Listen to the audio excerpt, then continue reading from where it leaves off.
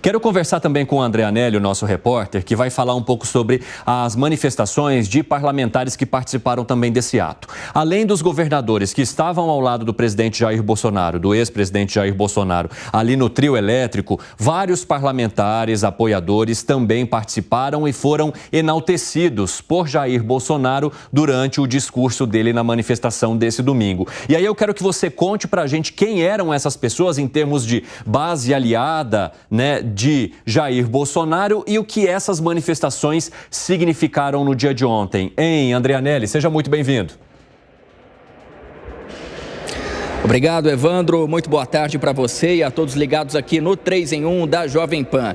Foram pelo menos 22 parlamentares que participaram dessa manifestação favorável ao ex-presidente Jair Bolsonaro na Avenida Paulista no dia de ontem, em São Paulo. E desses 22 parlamentares, a grande maioria de partidos que fazem parte da base governista. A exemplo do Republicanos, que tem Silvio Costa Filho no Ministério de Portos e Aeroportos, contou com parlamentares lá na manifestação.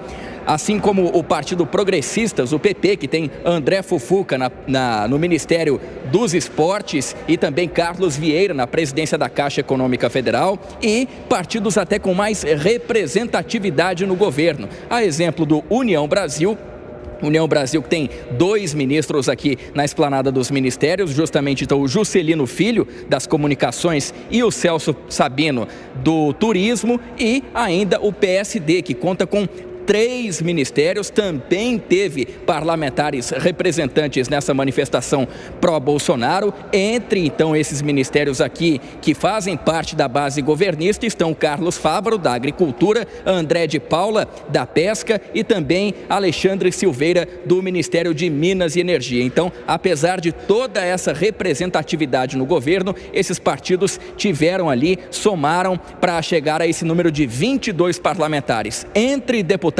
federais e senadores que marcaram presença no ato favorável ao ex-presidente Jair Bolsonaro. Lembrando também que houve a presença de 4 governadores, além de Tarcísio Gomes de Freitas, que fez o discurso ali, governador de São Paulo, também Romeu Zema, de Minas Gerais, e Ronaldo Caiado, de Goiás, além do governador Jorginho Melo, de Santa Catarina. Portanto, para o ex-presidente Jair Bolsonaro, houve representatividade de diversos partidos que fazem parte da base do governo.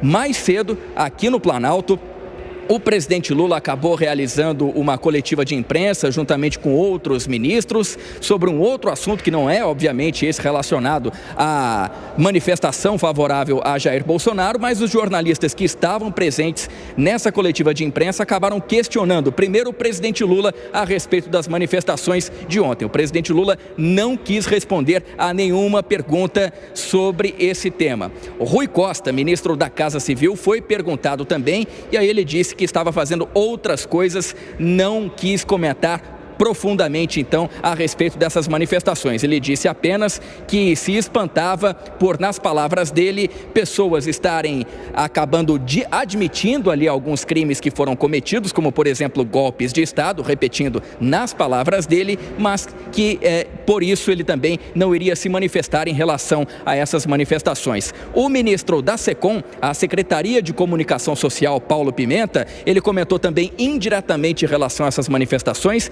disse que não assistiu, então, aos discursos nem de Jair Bolsonaro, nem de Michele Bolsonaro, nem de outros políticos que estavam presentes, porque ele, nas palavras dele, estava, então, assistindo ao futebol, ao clássico Grenal entre Grêmio e Internacional pelo Campeonato Gaúcho. Portanto, o Palácio do Planalto aqui resolveu fugir do tema e não comentar diretamente essa manifestação no dia de ontem em São Paulo. Evandro. Muito obrigado pelas informações, André Anelli, falando da participação de parlamentares e também de governadores ali ao lado do ex-presidente Jair Bolsonaro. Vamos dar uma analisada então nessa situação, porque havia a expectativa sobre os possíveis discursos, né, de todos os governadores que ofereceram apoio ao ex-presidente Jair Bolsonaro ali, mas apenas Tarcísio de Freitas, que foi uma espécie de receptor de Jair Bolsonaro, de anfitrião de Jair Bolsonaro, se manifestou. E manifestou toda a gratidão dele, disse que não seria ninguém se não fosse Jair Bolsonaro, agradeceu inclusive ao ao apoio para que ele fosse eleito governador de São Paulo, falou que aquela era uma manifestação democrática e relatou a preocupação dele com a insegurança jurídica no país diante das operações da Polícia Federal. E aí, eu gostaria que vocês analisassem para a nossa audiência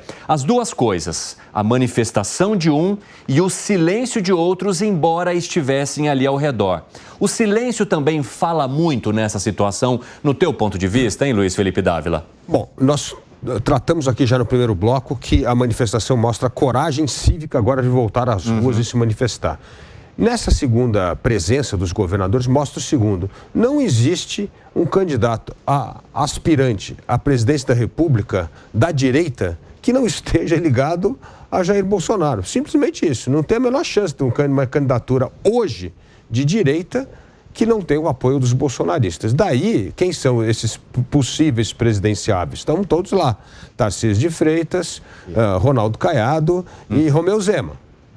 Então, aí a ordem das falas, eu entendo o seguinte: que ali cada um era como se fosse um jogral, cada um tinha um recado para dar. Então, não precisava.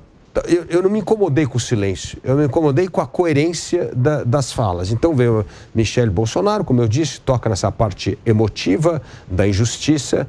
Vem Tarcísio, que fala muito sobre a questão da insegurança jurídica, algo que preocupa imensamente o setor produtivo, principalmente ele, que está atraindo investimentos vultosos para o estado de São Paulo em áreas importantes como infraestrutura. Então, é um enorme problema. Como é que você vai investir num país onde há uma enorme insegurança jurídica? Então, cada um falou uma coisa na dose certa para que não pudesse transformar isso num grande evento de defesa ao Bolsonaro, e sim aos princípios democráticos. Eu acho que essa é uma mudança muito interessante que houve. Então, agora, o que é o pilar defendido por Tarcísio é o pilar da insegurança jurídica, algo que realmente incomoda muito o setor produtivo. Piperno, você já esperava pelo silêncio de alguns e pela manifestação de Tarcísio de Freitas? Bom, silêncio normal, ninguém vai dar palco para o adversário. Em relação ao Tarcísio... Rapidamente, Piperno, só um minutinho. Pessoal da rádio, vocês vão para um rápido intervalo.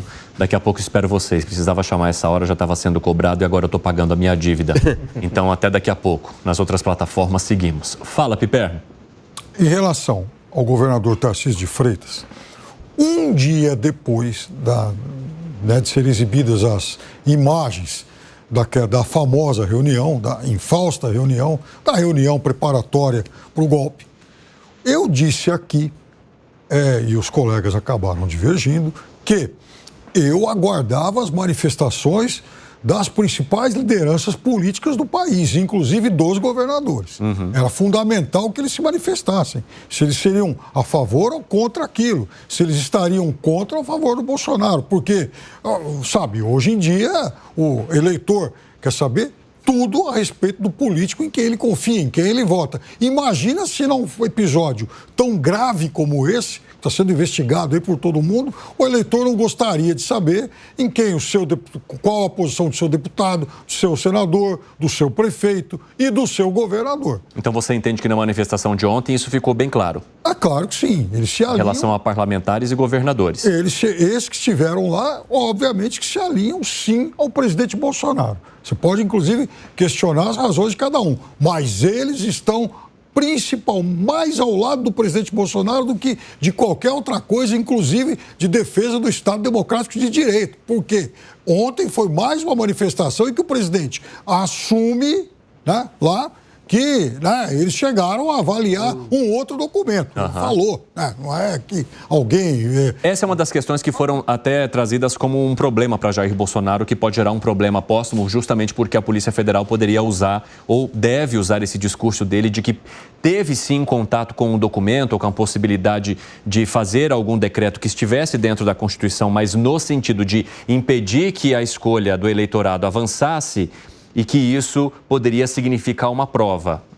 Fábio Piperno, pode continuar. Mas agora, tem algo que o Dávila disse que é realmente verdadeiro. Não existe, assim, é impossível que uma candidatura no campo da direita se viabilize para 2026 sem o apoio do Bolsonaro. Isso quer dizer o seguinte: o Tarcísio, foi até o porta-voz ontem, ele provavelmente não vai ser candidato porque está muito mais empenhado aí, enfim, tentar uma reeleição para o governo de São Paulo, até porque ele tem como conselheiro Gilberto Kassab, que também é próximo do presidente Lula, e sabe que com o Lula candidato em 26, o caminho ficaria muito mais difícil. Agora, Zema e Caiado estão já nos seus mandatos de reeleição. Então, eles vão ter que, né? Então, em 26, eles vão ter que procurar um outro caminho.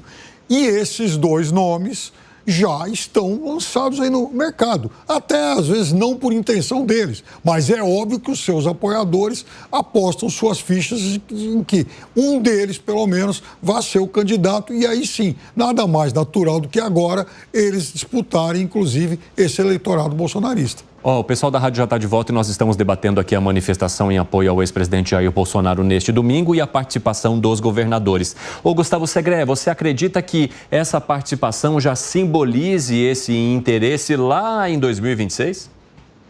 Eu acredito que é uma maneira de se colocar perante o eleitorado de uma forma de apoio ou de não apoio ao Bolsonaro. Nenhum político hoje do centro à direita vai conseguir se eleger se não for com o apoio de Jair Bolsonaro. Isso fica muito claro.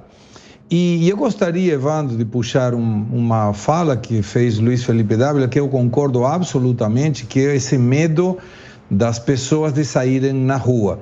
E, inclusive, detonando uma fala muito desrespeitosa com a lei do Lindenberg Farias, que mencionou que quem for manifestar estava tendo um passaporte direto para ir para Papuda, como se manifestar fosse um delito, o que não é. Talvez para ele seja, porque ele não entende nada de nada e o objetivo da sua fala era precisamente evitar que as pessoas foram, para não passar à esquerda o vexame de ver tanta gente concentrada no único dia. E eu concordo com Alan, seria muito interessante o presidente Lula fazer uma convocatória dessa forma, sem pagar ônibus, sem dar R$30 para o manifestante, sem dar nenhum tipo de sanguichinho de mortadela, como a esquerda costuma fazer.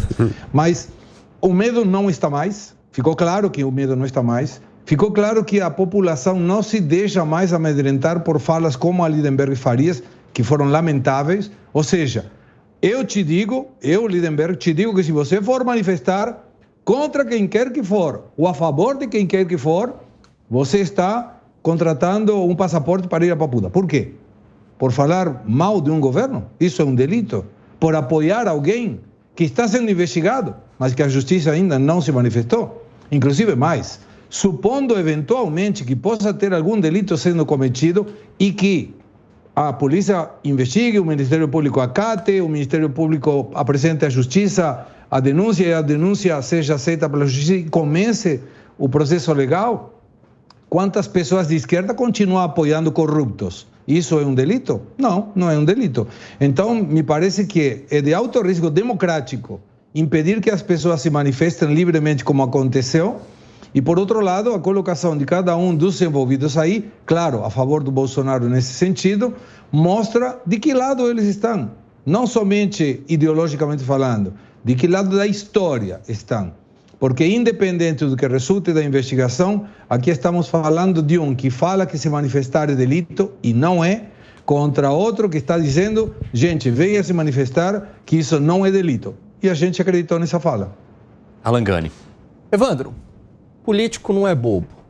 Por mais que tenha um cálculo político de, vou colar a minha imagem em Jair Bolsonaro, porque eu sei que sem isso eu não consigo vencer as eleições de 2026, seja para governador ou seja para presidente, mas... Ou para prefeito, porque Ricardo Nunes também participou, mas também não se manifestou. Mas o político, de alguma maneira, e eu acho muito emblemático a participação dos governadores, por quê? Porque se houvesse um entendimento para eles, para os governadores, que Jair Bolsonaro, de fato, seria um criminoso, um golpista, alguém que tentou contra o Estado Democrático de Direito, eles não participariam deste evento. Então, há uma ideia perante esses governadores, repito, o político não é bobo, de que Jair Bolsonaro é inocente, que está sendo alvo aí de alguma perseguição política, ainda mais no ambiente atual, onde esses governadores poderiam entrar na mira do Supremo Tribunal Federal ou entrar na mira da Polícia Federal. Então, eles entendem de alguma forma, né, por mais que haja esse cálculo político, mas eles não gostariam de correr esse risco. Então, eles entendem de alguma forma que o Bolsonaro, ele é inocente perante a lei. E acho que a grande pauta, o Dávila tocou nesse ponto, eu também falei isso ontem no Tá na Roda.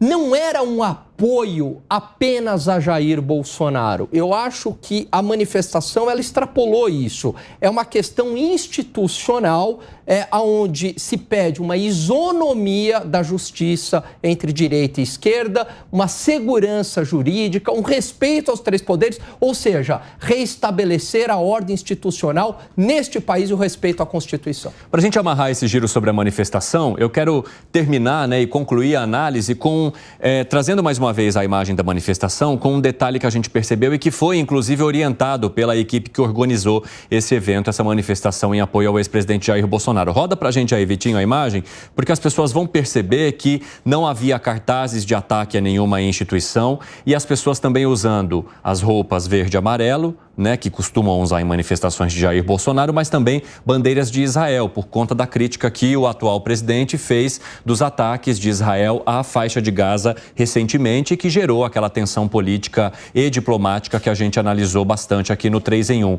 Como é que vocês veem esses manifestantes atendendo a esse pedido de moderação da equipe e também do ex-presidente Jair Bolsonaro? E mais do que isso, os discursos também mais moderados, os discursos sem ataques. O ex-presidente Jair Bolsonaro, por exemplo, não citou o presidente Lula e nenhum ministro do Supremo Tribunal Federal, embora ele dissesse que isso fosse esperado dele ali. Mas como é que vocês avaliam essa estratégia? É uma estratégia, hein, Luiz Felipe Dávila? Não, é uma estratégia e acho que é uma coisa benéfica para o país. É baixar a bola. Vamos discutir as questões reais do país. Muita gente até questionou, se ele talvez tivesse adotado esse discurso anteriormente, se as pessoas de fato teriam, por exemplo, invadido o espaço ali dos três poderes naquelas manifestações do 8 de janeiro. Acho que não teria invadido. E se ele tivesse adotado antes da eleição, capaz que ele tivesse mais votos do que ele teve. Porque as pessoas estão em busca, volta à normalidade. Ninguém aguenta mais esse grau de tensão, de radicalismo e polarização que existe no país. Isso não é benéfico. E eu fico chocado quando eu vejo pessoas que eu considero de bom senso, inteligentes, defendem princípios, mas quando vira para o Jair Bolsonaro, fala, aí não conta. Como não conta? Princípio tem que valer para todo mundo. Como é que princípio vale, você escolhe a pessoa, para essa pessoa vale, para essa pessoa não vale? Não, aí não vale, é porque ele é golpista. Não, o princípio tem que valer para todo mundo. Não pode ter essa história. A liberdade de expressão vale para o Evandro, não vale para o Piperno. De onde é que tira isso? Como é que pode ter um negócio desse? Então, essa relativização dos princípios, valores constitucionais, é um absurdo o que está acontecendo no Brasil hoje. E isso não tem a ver nada com Bolsonaro. Isso tem a ver com a gente querer escolher para quem que vale um valor. Não, o valor vale para todo mundo. Então, me preocupa muito essa história da polarização excessiva. E o que aconteceu ontem na Paulista foi que todo mundo foi obrigado a baixar a bola. E isso só melhorou. Melhorou a qualidade do discurso, melhorou ao tocar nessas questões de princípio e valores, como segurança jurídica, como liberdade de expressão, como liberdade de opinião. É isso que a gente precisa. Nós precisamos fazer um debate de valores e não tentar polarizar tudo e fulanizar tudo, porque isso não leva à melhoria das instituições e à volta da normalidade democrática no país. Piperno, sem faixas e cartazes e com muitas bandeiras de Israel. Que leitura você faz? Eu vou concordar com algumas coisas que o Dávila disse pelo seguinte. Olha como teria sido fácil desanuviar o ambiente no final de 2022. E foi o que nós já cobramos muitas vezes e perguntamos aqui para o General Mourão. General Mourão, ninguém do entorno foi lá pedir para o presidente digitar, quem sabe, um tweet de 140 toques e pedir para a massa golpista ir para casa? E ele falou, eu fui lá falar com ele e tal, e não fui ouvido. Porque, vejam só, ontem, de fato, não houve ninguém lá pedindo golpe. Faixas lá com intervenção militar já, aquelas coisas todas que nós nos acostumamos a ver em manifestação do bolsonarismo. Por quê? Porque houve um pedido prévio, praticamente uma ordem da liderança, até porque esse público acata o que o Bolsonaro diz. Então, olha como teria sido fácil para não convulsionar o país naquele momento. Perdeu, ok, vamos tratar de transição e vamos nos preparar para a próxima. Mas não agiram assim. Tanto que, até hoje, se investiga até que ponto eles tentaram, de alguma forma, subverter o processo normal, processo democrático normal. Ontem, por exemplo, os discursos, de fato, foram mais suaves, a não ser o do ventríloco, que foi o Silas Malafaia, né? Que acabou expressando tudo que se dizia até o final de 2022, mas obviamente não pela boca do presidente e dos seus assessores. Ele começou dizendo que ele não atacaria as instituições, porque ataque às instituições representaria um ataque à democracia, mas depois acabou criticando o Supremo Tribunal Federal. Exato. Então, veja, eu acho que a gente tem sim que se pautar cada vez mais em valores, e liberdade de expressão, sem dúvida nenhuma, é um deles. Agora, vejam só como também essas escolhas são seletivas, né? Ontem, então, se optou por uma manifestação mais civilizada, sem ninguém defendendo ruptura do Estado de Direito, porque ontem era conveniente fazer isso. Será que se não houvesse o pedido das lideranças para que as pessoas não agissem assim, a gente teria visto algo como nós vimos ontem? Você viu conveniência, hein, Alan Gani? Eu não acho que é conveniência. Eu acho que a direita, ela é muito nova nesse país, Evandro, e ela está aprendendo a fazer oposição. Veja, ela domina as redes sociais, ela tem hoje um monopólio das mega manifestações nas ruas, ela está aprendendo a ocupar espaços relevantes na sociedade, seja na mídia, seja na academia, espaços que tenham poder de comunicação e influenciar decisões, e isso é um trabalho de longo prazo, e ela está aprendendo que ser dura, ser incisiva, não necessariamente precisa ser agressiva. E eu acho que as manifestações, ou a manifestação de ontem, provou isso. Então ela agiu estrategicamente, não precisava, aliás, falar nada. As imagens por si só da Avenida Paulista mostram que tem uma parcela significativa deste país que está muito incomodada com os rumos que estão tomando, os rumos políticos e institucionais que estão tomando esse país, Evandro. Concorda, Gustavo Segré? Concordo. Não precisava também fazer nenhuma manifestação explícita a uma questão de oposição, porque da mesma maneira que não teve nenhum discurso agressivo, nenhum cartaz pedindo a saída de ninguém ou xingando ninguém, também não teve celulares roubados, não teve lojas depredadas, não teve ônibus pagos por sindicatos, e qualquer um que tivesse colocado um cartaz, mantendo, da forma que seja, com o teor que seja, uma expressão contrária ao governo, era redundante. Todo mundo que estava aí é contra o governo atual do presidente Lula e a favor do presidente Bolsonaro. Mas uma situação me ficou aí meio coçando no pensamento, né? Criticar o STF não é por si uma questão antidemocrática. Criticar faz parte do jogo. Se eu vejo que o Evandro está fazendo alguma coisa que eu não estou de acordo com a minha subjetividade, eu tenho a liberdade de criticar. O que não posso é pedir alguma situação que esteja contrária à lei. Mas olha a que ponto chegamos em que criticar pode ser considerada uma situação antidemocrática. É colocar a carroça na frente dos cavalos, né?